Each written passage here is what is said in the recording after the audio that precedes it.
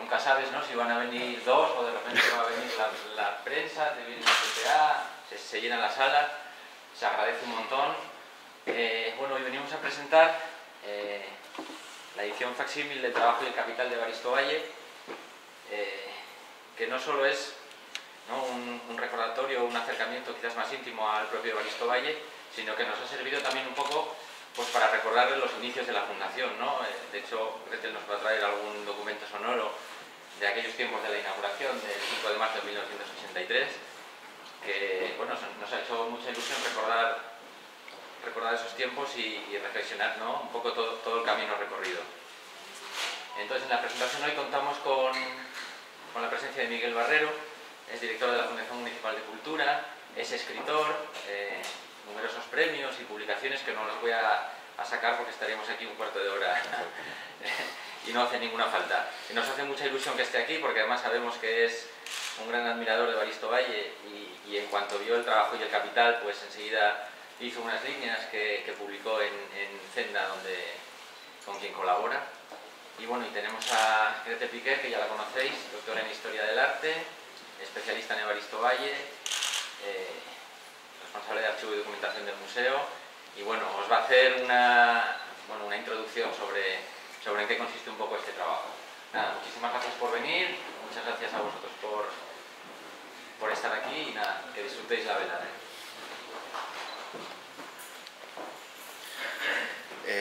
Hola, buenos días. Yo quiero empezar diciendo que me hace mucha ilusión estar aquí por tres razones. La primera es muy personal y es que la última vez que estuve aquí en este mismo lugar sentado en una mesa hablando en público fue en la presentación de un libro de Juan Cueto, que era un gran amigo de esta casa y que ya no está y que además vivía muy cerca. Siempre que vengo por aquí me acerco a ver la que fue su casa en Somio, Villa Josefina. En segundo lugar, porque estar aquí es una forma de participar de manera activa en el 40º aniversario de esta fundación del Museo Evaristo Valle, que es una de las instituciones culturales más importantes con las que contamos en esta ciudad y por cuya labor deberíamos estar todos los gijoneses eternamente agradecidos, porque sin ellos el legado de Evaristo Valle, que es un legado importantísimo para entender nuestra sociedad y para entendernos a nosotros, seguramente, no sé si se habría perdido, pero no estaría, desde luego, también cuidado como está. Y por tercera razón, porque estoy aquí presentando una edición que para mí fue una sorpresa cuando hace unos 2 o 3 semanas me la hicieron llegar, y que es verdaderamente un documento para mí insólito de lo que fue una parte del trabajo de Evaristo Valle. Por eso quiero agradecer a la Fundación y a Gretel que me hayan invitado a estar aquí esta mañana. Voy a ser muy breve porque me acompaña la mayor experta mundial en Evaristo Valle y no tengo nada que decir que supere lo que pueda decir ella, ¿no? Sí quiero decir que a mí, que como ha dicho Pablo, soy escritor, este tipo de ediciones me generan una suerte de contradicción moral, porque yo no sé si me gustaría que dentro de 100 años alguien publicase mis libretas donde anoto mis cosas, a menudo borradores o ni siquiera conatos de borradores que luego se elaboran o no, depende de cómo sean las circunstancias. Pero desde el punto de vista de los lectores, de los espectadores, en este caso de la obra de Evaristo Valle, o lectores y espectadores, porque Valle también era un escritor de valía considerable, tiene un interés evidente porque permite casi estar en primera fila en el taller, asistiendo a su día a día, a su trabajo, conociendo sus inquietudes, lo que le preocupaba, cómo veía el mundo. Y además este trabajo en concreto descubre a un Valle emparentado hasta cierto punto con el periodismo, que es el campo profesional del que yo provengo, ¿no? Hay en estos bosquejos, en estos textos, que gracias a Gretel se pueden leer porque la caligrafía de Valle es endiablada, la caligrafía original, ¿no? hay un vínculo muy evidente con ese humor inteligente que usaba el aparente retrato de costumbres para esconder una sátira bastante mordaz y bastante dura contra la sociedad del momento, lo cual también es una forma indirecta de acceder al pensamiento del artista. No tengo más que aportar a esta mesa, espero que haya sido suficiente. Creo que tiene que aportar es Gretel, que ha hecho un trabajo excepcional, no solo con esto, en general con toda la obra de Evaristo Valle, pero que este es el último fruto de su tarea incansable y empecinada en el estudio de la vida y la obra de Valle, y es quien va a tomar la palabra para contarnos en qué consiste este trabajo, y por el que yo le quiero dar la enhorabuena, porque realmente es un hallazgo muy, muy valioso. Muchas gracias.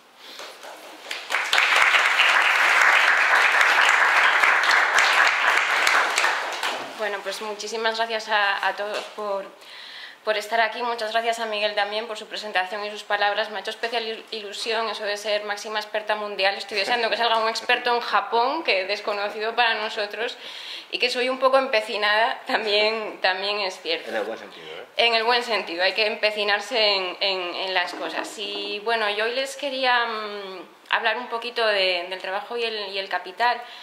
Y como bien ha dicho Pablo, nos sirve para conmemorar dos aniversarios distintos e importantes para la Fundación. El primero porque este cuadernillo, este manuscrito, el original está expuesto en el piso de arriba, en esa sección de dibujos, que fue, digamos, la exhibición conmemorativa del 40 aniversario de la constitución de la Fundación en el mes de diciembre, prácticamente casi comenzando este nuevo año 2022. Esta edición de un facsímil lo que pretende es conmemorar a partir de una publicación ese aniversario, y además nos va a servir para conmemorar otro, que es el de la apertura al público del Museo Evaristo Valle, de la que se cumplieron la semana pasada, el día 5 de marzo, 39 años. Al final, la constitución de la Fundación y la apertura del museo nos permiten casi siempre, bueno, pues encadenar, digamos, dos fechas importantes a lo largo de prácticamente un año y medio. Bueno, pues como pueden ver ahí, bueno, presentamos el trabajo y el capital con ese pequeño subtítulo de Evaristo Valle, un revolucionario discreto, que es el título que le quise poner a esa pequeña introducción que yo hago al facsímil, porque creo que define bien, o que define muy bien el compromiso político que Evaristo Valle tuvo a lo largo de toda su vida.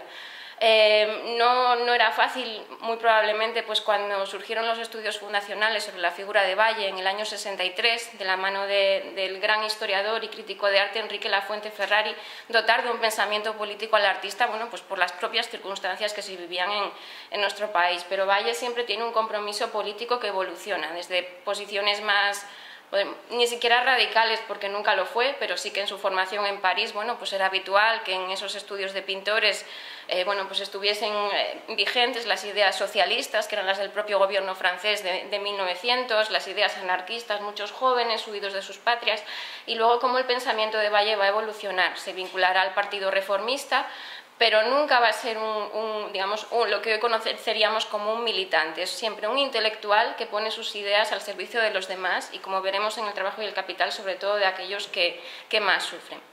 Bueno, pues ¿qué es el trabajo y el capital?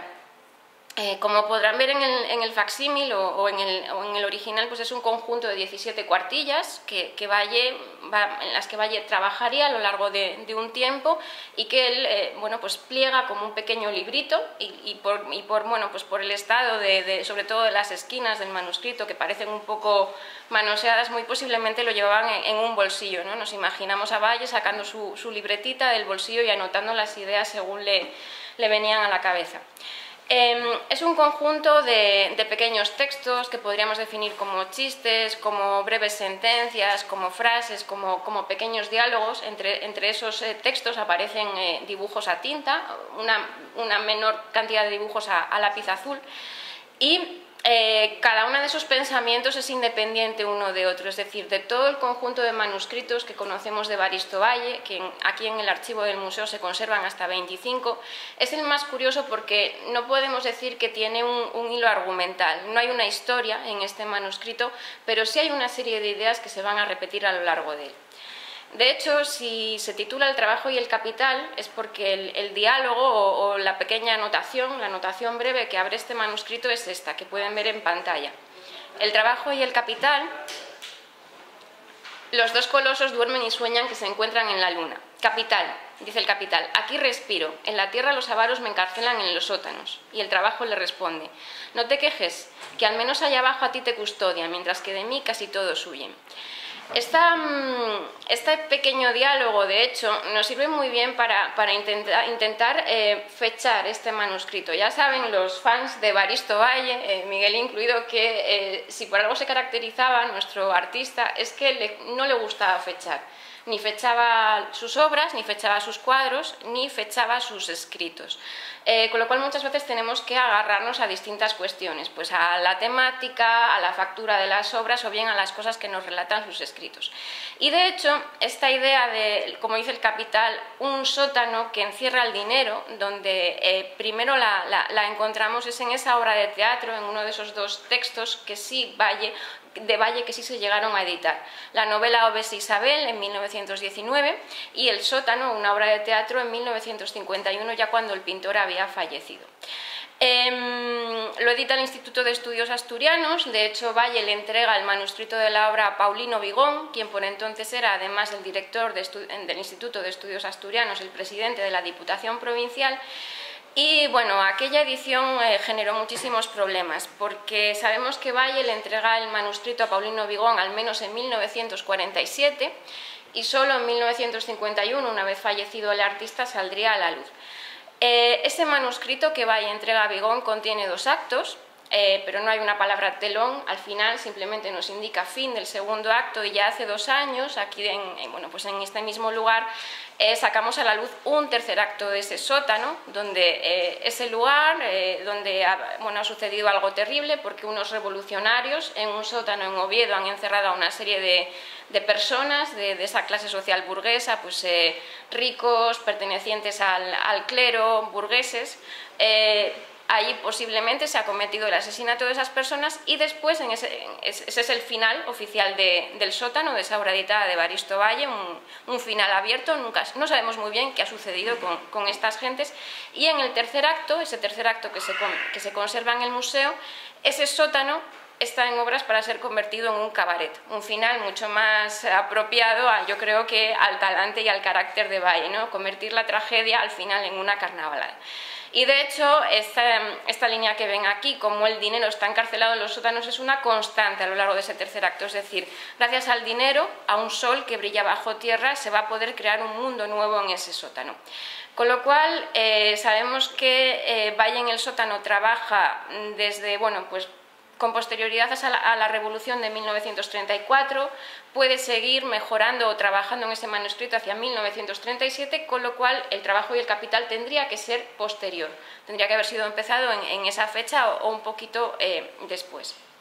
Además, sabemos que el trabajo y el capital, que aquí ven una de esas hojas que componen el manuscrito, como les decía, no hay un hilo argumental, aunque sí hay un hilo conductor. Y el hilo conductor son una serie de ideas.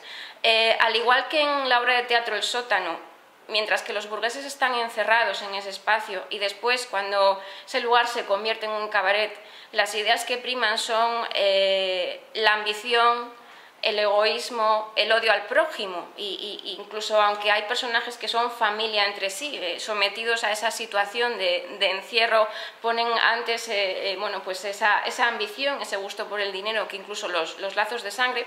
En el trabajo y el capital nos vamos a encontrar exactamente esas mismas ideas, como aquí en el diálogo que ven sobre esta pareja, donde nos dice que el lotero visita a un señor para decirle que le ha tocado la lotería. Porque recuerdo que usted juega un décimo de los premiados. ¡Oh, qué alegría me da usted! ¿Y a quién más le ha tocado? A su vecino. Pues eso me amarga el día, ¿de acuerdo? No es ya haber recibido un premio, sino que ser el único. ¿Por qué mi vecino tiene que tener también ese décimo premiado? O, por ejemplo, en esta, que es la hoja central, donde vemos ahí a esa serie de personajes casi con pinta de ogros que están acosando a otro que parece incluso un poco temblequeante, y el pie o el título que Valle pones, vive en una casa mía. lo quiero mucho y contra mi voluntad le cobro la renta para no desmoralizar a los otros inquilinos, ¿de acuerdo? Ya que, bueno, pues todos mis inquilinos tienen que ser exactamente iguales. Hablando de inquilinatos, sabemos que Valle realizó el trabajo y el capital durante su estancia en el último estudio que habitó, que es este que pueden ver en la foto, que estaba en la calle Enrique Cangas número 28, hoy es la calle Begoña, y ese número se refiere al edificio del Banco de Gijón. Bueno, pues ya saben que Valle tenía relaciones familiares primero con quien fue el fundador del Banco de Gijón, Florencio Rodríguez, y posteriormente con su nieta María Rodríguez del Valle, que era sobrina del pintor y sería la fundadora del Museo Evaristo Valle, y el marido de María, José María Rodríguez, a su vez era el heredero de ese banco. Sabemos que Valle ya reside en este estudio cuando realiza el trabajo y el capital, porque si ven aquí en la fotografía, ven como uno de los elementos principales en esa habitación, en esa estancia, era el retrato de la madre del pintor, que es este que está aquí. Bajo ese retrato había una especie de consola, sobre esa consola un reloj un poco rococó con unas figuras que de hecho se puede ver aquí todavía en la biblioteca del museo. Y al lado un escritorio, aquí lo ven cerrado, una especie de secreter con una serie de marcos por encima. Aquí hay un pergamino que en el año 1922 pues, la intelectualidad, los artistas de Madrid le ofrecen a Valle con motivo de una exposición monográfica. Si se fijan en esos elementos del mobiliario, de la decoración del estudio, son exactamente los que ven aquí en esta otra hoja del trabajo y el capital. El marco del retrato de la madre del pintor, de doña Marciana, esa consola con el reloj delante y el secreter con esa serie de cuadritos, de portarretratos, de fotos que el pintor guardaba. Bueno, pues este estudio del que aquí ven en otra vista estaría justo enfrente de lo que han visto, con lo cual nos imaginamos muy bien a Evaristo Valle sentado en este diván, sacando de su bolsillito las hojas del trabajo y el capital y completando poco a poco lo que ese manuscrito contiene. De hecho, todos estos muebles le habían acompañado durante toda su vida. Este es su último estudio en el Banco de Gijón y este es su estudio en la calle Corrida número 77, un edificio que ya está desaparecido, y aquí, pues unos 40 años después, pueden ver cómo, unos 20 años antes, pueden ver cómo aquí está exactamente el mismo diván con esos casetones de madera que Valle tenía en su último estudio en el Banco de Gijón. De nuevo aquí otra visión más cercana de ese retrato de Marciana, estos jarrones chinos de celadón que su padre, el juez Evaristo del Valle, se había traído de su época en Filipinas, también aparecen reflejados en alguna de las páginas del trabajo y el capital. Y aquí de nuevo una vista más cercana, este sería uno de esos dibujos que aparecen en el manuscrito realizados a lápiz y no a tinta, de esa consola con el reloj y del marco del retrato de doña Marciana. Bueno, pues ¿quién visita? ¿Qué figura esencial para la historia del arte en España y para la vida de Evaristo Valle visita ese estudio? Pues el historiador crítico de arte Enrique Lafuente Ferrari. Y de hecho, aquí ven el aspecto que Lafuente Ferrari tiene en el año 51, el año en que Valle muere y que Lafuente ingresa en la Academia de Bellas Artes de San Fernando. Ingresa como académico.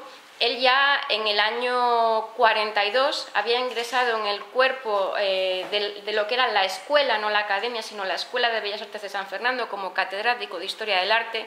Era a su vez director del Museo de Arte Moderno, participará en cuantas instituciones culturales fundamentales hay para la vida española, Museo del Prado, Biblioteca Nacional. Lafuente además es un historiador muy moderno porque junto con esa historia comienza a desarrollar también la crítica de arte en España, con lo cual aunque él estaba especializado sobre todo en digamos pintura española del siglo de oro, pintura flamenca, va a terminar tocando todos esos campos de la historia del arte, tanto antiguo como contemporáneo. Bueno, pues Lafuente Ferrari visita el estudio de Valle en el año 1946, el 3 de septiembre, y también tiene su lugar en este manuscrito. Vemos como realmente esta caricatura que Valle le hace se parece mucho al aspecto que Lafuente tenía en esos años, así que ya tendríamos un marco temporal para ubicar la redacción de este manuscrito. Sabemos que Valle trabaja en él en el año 46 que se había trasladado a ese estudio del Banco de Gijón en el año 40, así que muy posiblemente poco después de la Guerra Civil, en torno a 1939-1940, él pudo empezar a reflejar sus pensamientos en este librito. Bueno, pues a la Fuente Ferrari visita el estudio de Valle, nos lo podemos imaginar aquí, yo qué sé, sentado en uno de los butacones isabelinos o en el diván, y de esa visita hablaba La Fuente hace 39 años, el 4 de marzo, justo el día anterior a la apertura de este museo al público, hablaba La Fuente de esta visita. Don Enrique Lafuente Ferrari fue crítico y amigo de don Evaristo Valle. Se conocieron, creo que fue un 3 de septiembre del año 46, ¿fue esa fecha? Bueno, es la primera vez que estuve en su estudio, sí, con algunos amigos asturianos, y donde conocí en profundidad la mayor parte de la pintura de Valle que almacenaba en su estudio. Realmente fui primero admirador de Valle, después amigo y luego crítico, pero las tres cosas en un grado extremado de profundidad. ¿Y hasta qué punto crítico y hasta qué punto amigo? ¿O se dejaba influir por la amistad? Eran inseparables lo uno del otro, porque conociéndole personalmente se admiraba la personalidad de Valle y se hacía un amigo de él, lo cual era inseparable de su obra de pintor, que iba pareja de su humanidad profunda. Bueno, pues esta amistad fue realmente esencial para Valle. Pensemos que, como para muchísimos artistas, para muchos literatos, pues la Guerra Civil había sido un corte brutal. De hecho, Valle no solo fue un pintor, un artista muy respetado, sino también lo que hoy llamaríamos un gestor cultural durante las décadas de los años 10, 20, 30, pero lo cierto es que la guerra para él había supuesto un lapso muy duro en su vida. Y la visita de La Fuente, conocer personalmente a La Fuente Ferrari para Valle fue realmente un revulsivo, un acicate para trabajar. De hecho, junto con esos textos, como les decía, en El Trabajo y el Capital aparecen numerosos dibujos, y en algunos de ellos vamos a ver el embrión de algunas obras que Valle va a realizar en los últimos años de su vida, inspirada con ese deseo de producir de nuevo que le inspiró Enrique La Fuente Ferrari. Aquí ven, por ejemplo, este dibujo de este personaje tan desagradable, por qué no decirlo, con esa nariz chata, esa boca tan grande, los dientes hacia afuera, y debajo un diálogo que nos habla también de otra de las ideas que Valle desarrolla más en El Trabajo y el Capital. Le preguntan a alguien: ¿todos estos hijos son suyos? Y contesta: sí, estos y los otros. Oh, entonces es usted Perico el deseado. No es que Perico sea deseado porque es capaz, digamos, de crear muchos hijos, sino porque en un momento de posguerra donde precisamente se premiaba la natalidad, tener muchos hijos era una de esos objetivos que se buscaban. Bueno, pues este personaje, que con esa belleza deslumbradora podríamos entender que es Perico el deseado, es Demetrio el Guapo en la taberna, que es uno de esos grandes cuadros finales que Valle va a pintar, bueno, pues un poco acicateado por ese interés de La Fuente Ferrari. Una de las cosas que yo creo que más destaca desde luego a lo largo de toda la producción de Evaristo Valle, pero especialmente en esta etapa final, donde en lugar de trabajar con capas de pintura muy gruesas, como había sido lo habitual en la trayectoria anterior de Valle, aquí él va a emplear el óleo casi como si fuera una acuarela, tratando los colores con una maestría absoluta, y a ello también se refería a La Fuente Ferrari ese 4 de marzo de 1983. Don Enrique, ¿qué era lo mejor y lo peor de la pintura de Valle? Lo mejor de Valle es su color. Es un colorista espléndido, de lo más fino que haya aparecido nunca en la pintura española, y sobre todo uno de los pocos coloristas modernos, que no tiene parangón con ninguno de los coetáneos españoles. Bueno, pues ahí queda eso. Y no pensemos que La Fuente es La Fuente Ferrari que conoce a Valle en el año 46 y que evidentemente como director del Museo de Arte Moderno, con todos esos cargos oficiales, formaba parte de lo que podríamos llamar la cultura oficial. Era un hombre que se plegaba a esa cultura oficial. Lafuente Ferrari fue uno de esos intelectuales que, trabajando desde dentro de España, desde dentro del país, fue abriendo nuevas vías, intentando pues, burlar un poco la censura de la época gracias a las revistas en las que participaba.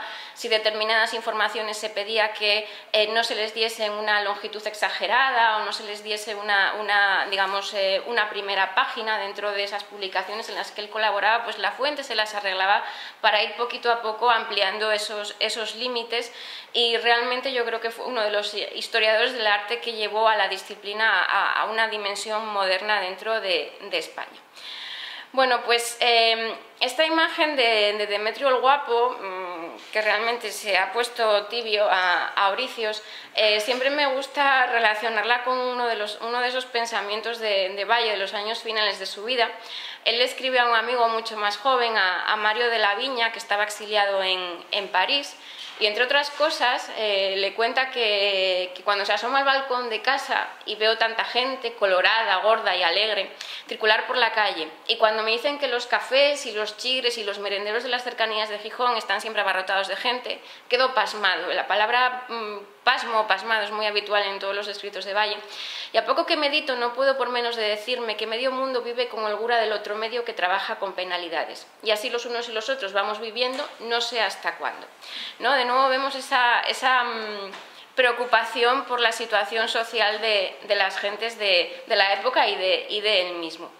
De hecho, junto con, bueno, ya les digo, la ambición, la envidia, el egoísmo, el deseo de pasar por encima del otro, esa idea de, bueno, pues el fomento de la natalidad en un momento en que las familias prácticamente no tenían nada que dar de comer a sus hijos, esa idea del hambre es otra de las recurrentes en El trabajo y el capital, porque sin duda Evaristo Valle había pasado hambre cuando había ido a formarse en París. De hecho, hay una carta en la que su madre le dice, pues mira, si solo puedes hacer 2 comidas al día, en su primera etapa como pintor, cuando él estaba pensionado por el Ayuntamiento de Gijón, y la pensión no es que él, según Valle y según muchos, no servía para sostenerse en París. Bueno, pues su madre le dice, si solo puedes hacer 2 comidas al día, desayuna y cena, y no solo desayunar y comer, porque por la noche no te vas a poder sostener en pie. ¿Y para qué vas a alcanzar la gloria si te vas a morir por el camino? ¿No? Es lo que le viene a decir su madre en esa carta. Bueno, pues sabemos que en París pasa hambre. Sabemos que durante la guerra pasa hambre. Valle cuenta en otro de sus escritos cómo un día su hermano se cae al suelo de pura inanición y él estaba a punto de hacerlo, y posiblemente en algún otro momento también la sufriría. Aquí vemos, por ejemplo, como en El trabajo y el capital, el comer tiene varias interpretaciones. Por ejemplo, en esta hoja, que está protagonizada por un gigante y un chiquito, este sería el gigante, y a mí me recuerda mucho al coloso de Goya. Recuerden que El trabajo y el capital eran 2 colosos que estaban en la luna, como muchos de esos gigantes de Goya que están mirando al cielo. Aquí, bueno, pues quizás por el ademán del brazo nos recuerde a ese coloso, que hoy en día no sabemos si es de Goya o no. Según Manuel Amena, dejó de ser de Goya y ahora parece ser que vuelve a ser de Goya. Bueno, no lo sabemos. El gigante le dice al chiquito que, o están hablando y dicen, pues poco se adelanta, suponemos que en la situación social del momento. Y otro le dice, pues hasta que no se devoren hígados no habrá igualdad. Con lo cual, hasta que no nos comamos los unos a los otros y una de las, digamos, facciones de la sociedad desaparezca, no habrá igualdad. Esta idea, de hecho, del hambre recorre todo El trabajo y el capital. Era algo que Valle también había, pues tratado antes. Por ejemplo, esta portada, que se titula El santo del papá, donde un padre gasta toda su herencia para dar de comer a su familia también numerosa en una época de carestía, es del año 1918, es justo después de la gran huelga general de 1917 y de la Revolución. Y aquí, el padre es un hombre afable, dice, pues ¿cómo doy de comer a todos mis hijos en esta situación? Gasto toda mi herencia. En cambio, los padres del trabajo y el capital, como son tan avaros, como no quieren desprenderse de sus bienes, ¿qué hacen? Como tienen tantos hijos, se los comen. En El trabajo y el capital aparecen varios padres que dicen, pues ¿qué puedo hacer para no mermar mi capital, para no mermar mi dinero? Comerme a mis propios hijos, como Saturno de Goya, exactamente igual.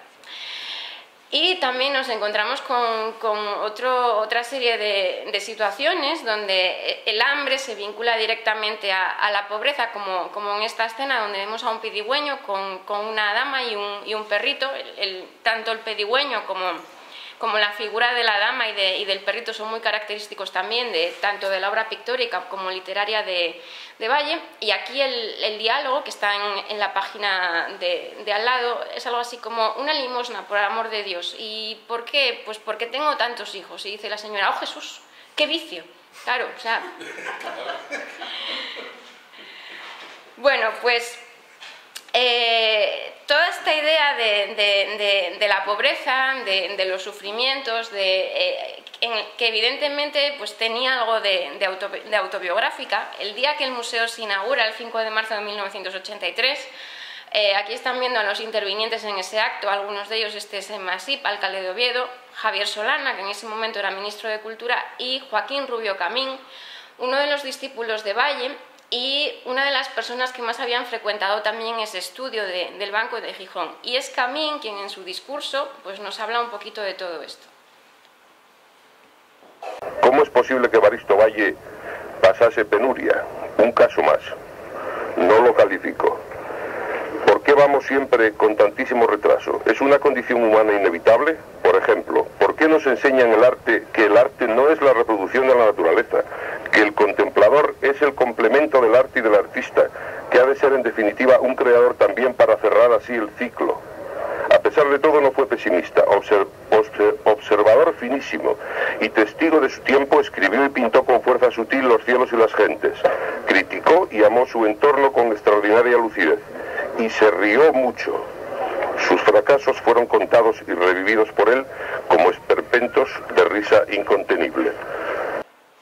Y es verdad que Valle se rió mucho, no se vayan con la idea de nuevo de que Valle sufrió y pasó hambre y estaba siempre encerrado en su estudio y no se relacionaba con el mundo. Es que hoy justo estamos presentando un manuscrito que hace referencia a esos años, pero Valle se lo pasó muy bien, tuvo una vida social amplia y esos periodos de encierro fueron muy pocos. De hecho, muchas de esas,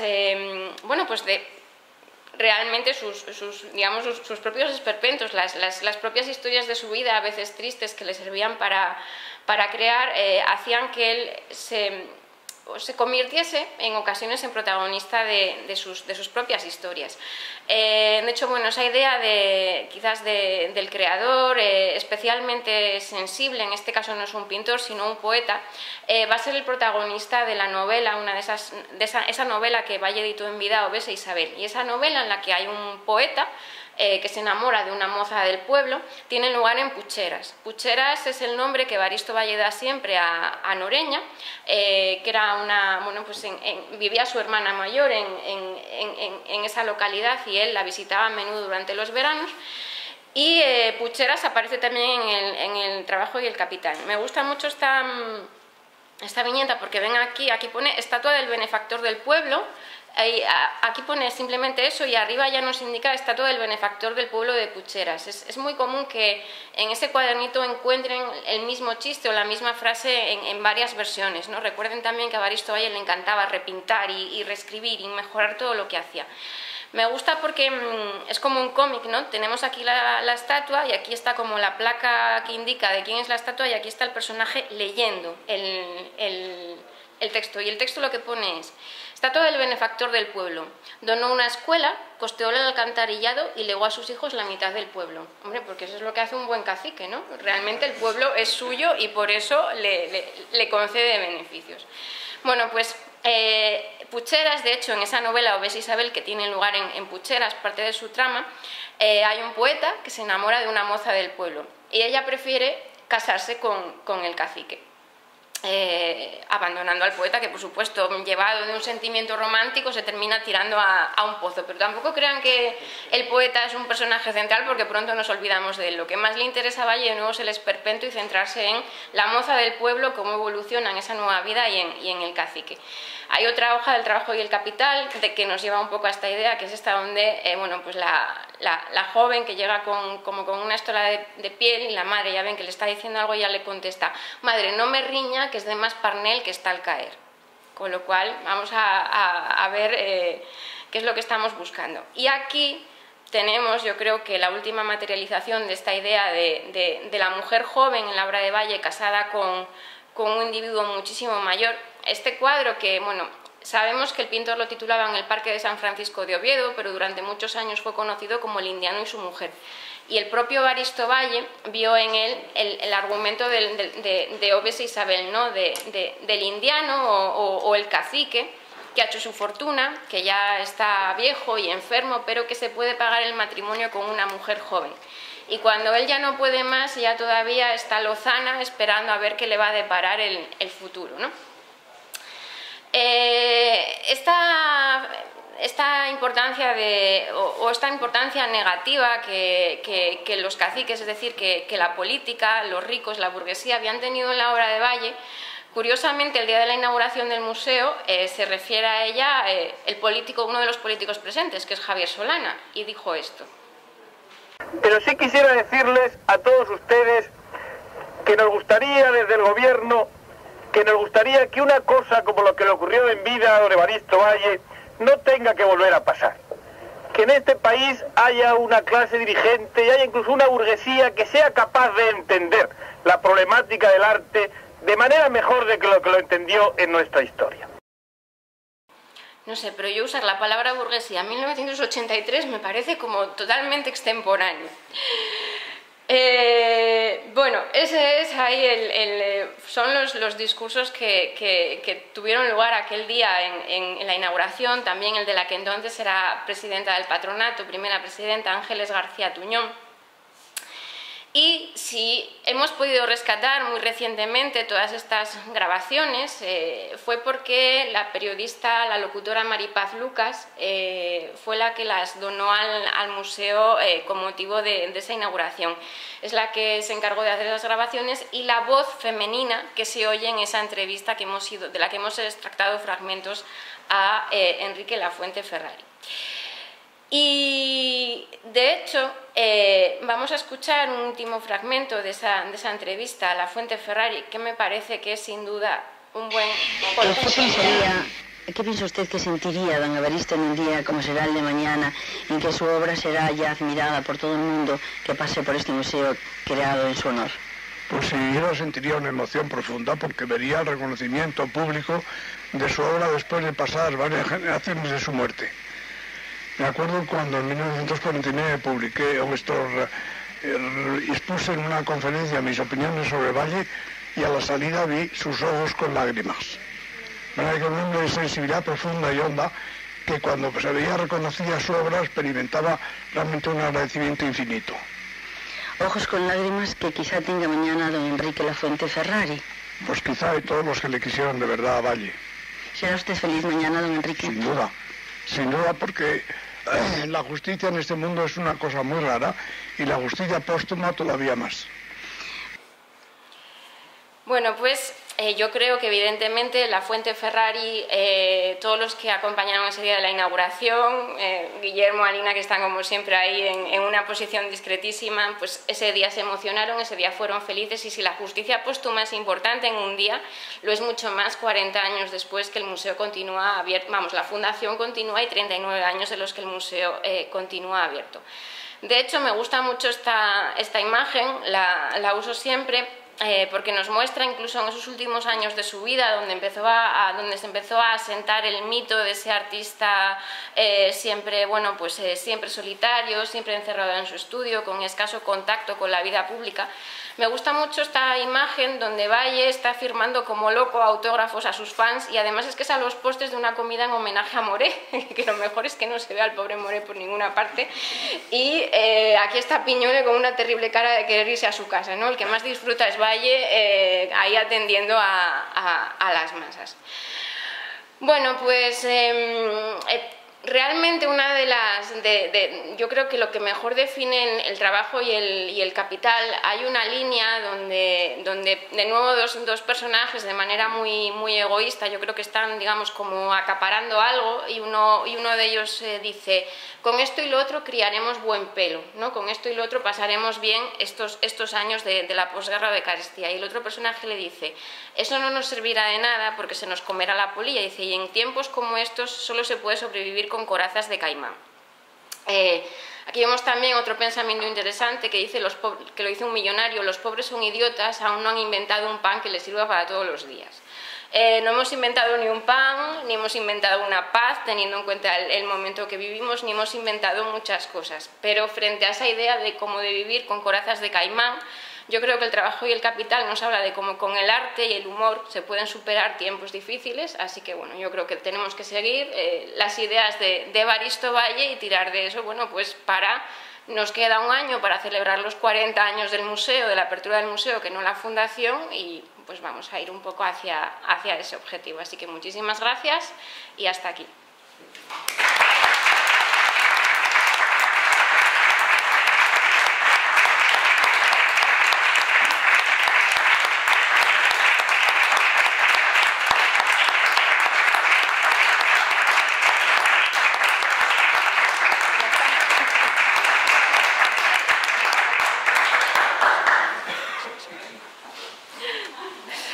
Y tú no. Bueno, no sé si alguien tiene una pregunta, si Miguel quiere comentar algo. Yo creo que poco más se puede decir. Ya avisaba de que eras tú la que iba a contar realmente a qué estábamos, y me avergonzaría pretender decir algo. Que después de su brillante explicación me avergonzaría pretender siquiera decir algo que pudiera completarla, ¿no? Así que darte la enhorabuena y las gracias por este trabajo. Bueno, pues nada, yo en realidad, como de nuevo, me parece muy interesante. Además, nos preguntaba Reyes Díaz, antes de comenzar el acto, si había sido un hallazgo reciente el de este manuscrito, y de hecho no. Yo creo que una de los primeros manuscritos de los que hubo, o de los primeros textos de Valle o dibujos de los que hubo un proyecto de facsímil fue ya en el año 84. Se hace una primera exposición de caricaturas y de dibujos de Valle aquí en el museo, y en esa publicación ya hay una reproducción de partes de este trabajo y capital. Y yo creo que ha sido una idea que de hecho Guillermo ha tenido en mente durante todos estos años, y por fin con motivo de una fecha importante como es el 40 aniversario de la fundación ha salido. Así que nada, aquí empecinarse. A ver en qué nos empecinamos a partir de mañana, porque... Y nada, y muchísimas gracias y disfruten del resto del día. Muy bien.